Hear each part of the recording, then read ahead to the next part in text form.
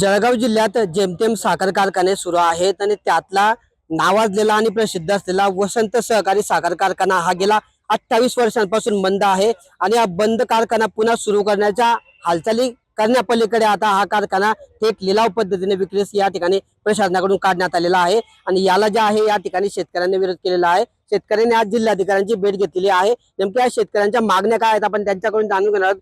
काय सांगणार, काय आपल्या मागण्या आहेत नेमक्या? साहेब, 7 तालुक्यातील 14,000 सभासदांनी या ठिकाणी सभासद होऊन आपल्या रक्कम गुंतवलेली होती।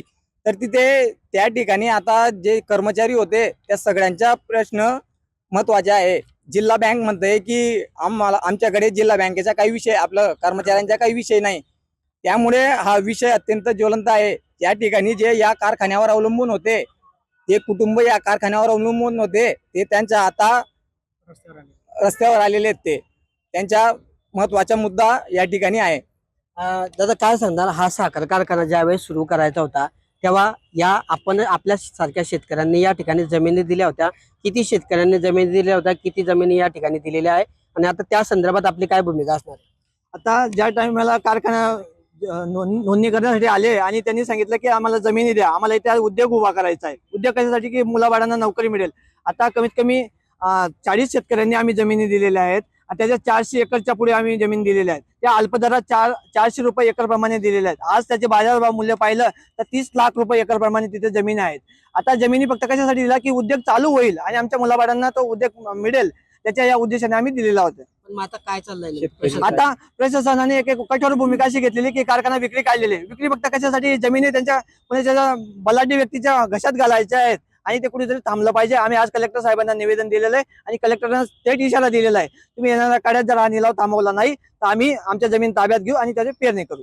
काय मागणी असणार आहे नेमकी आता आपली? आमची मागणी एकच आहे की होणाऱ्या 23 तारखेला जिल्हा बँकेने लिलाव प्रक्रिया थांबावा, अन्यथा आम्ही 24 तारखेला आमच्या जागेवर आम्ही पेरणी करणार आहोत। त्यात आत्मदान आम्ही करणार आहोत। आमच्या उदरनिर्वाहाच्या प्रश्न आम्ही घ्यायचे कुठे? शेतकऱ्यांसाठी कारखाना उभारण्यासाठी जमिनी दिल्या, त्यांना विकण्यासाठी नाही। त्यांनी एकही शेतकऱ्याला किंवा सभासदांना विश्वासात न घेता जिल्हा बँकेने परस्पर कारखाना विक्री काढला, त्याचे मूल्यांकन कोणाच्या आधारे ठरवलं? यांनी त्या शेतकऱ्यांना विरोध विश्वासात घेतला आणि हे सांगतात की इथं कर्मचाऱ्यांना काहीच संबंध नाही। पण संबंध आहे कोणाच्या? यांनी जमिनी घेण्यापुरते गोड बोलले, कवडी मोल भाव त्यांनी आमच्या जमिनी घेतला, आमच्याशी गद्दारगिरी विश्वासघात केला आणि आज यांनी परस्पर बलाढ्य व्यक्तीच्या कोणातरी घशात घालताय ते आम्हाला माहित नाही। त्या गोष्टीची आम्हाला घेणं देणं आहे। आमची मागणी एकच आहे, कारखाना एक जिल्हा बँकेने सुरू करावा, अन्यथा आमच्या जमिनी आम्हाला वापस द्या, नाही तर आम्ही आत्मदान करणार आहोत। तर अशा पद्धतीने या शेतकऱ्यांच्या भावना तीव्र आहेत। 23 तारखेला सहकारी साखर कारखान्याचा जो लिलाव आहे तो या ठिकाणी थांबवावा। जर का तो लिलाव झाला तर दुसऱ्या दिवशी या ठिकाणी शेतकऱ्यांनी साखर कारखान्यासाठी ज्या जमिनी दिल्या आहेत त्या जमिनींवर आम्ही ताबा घेऊन त्या ठिकाणी लागवड करू, पेरण्या करू आणि त्यानंतरही सरकारने आमच्या मागण्यांसंदर्भात सकारात्मक भूमिका दाखवली नाही, कारखाना सुरू केला नाही किंवा लिलाव थांबवला नाही तर थेट आत्मदहन करू असा थेट इशारा देखील या ठिकाणच्या शेतकऱ्यांनी दिला आहे। किशोर पाटील, TV9 मराठी, जळगाव।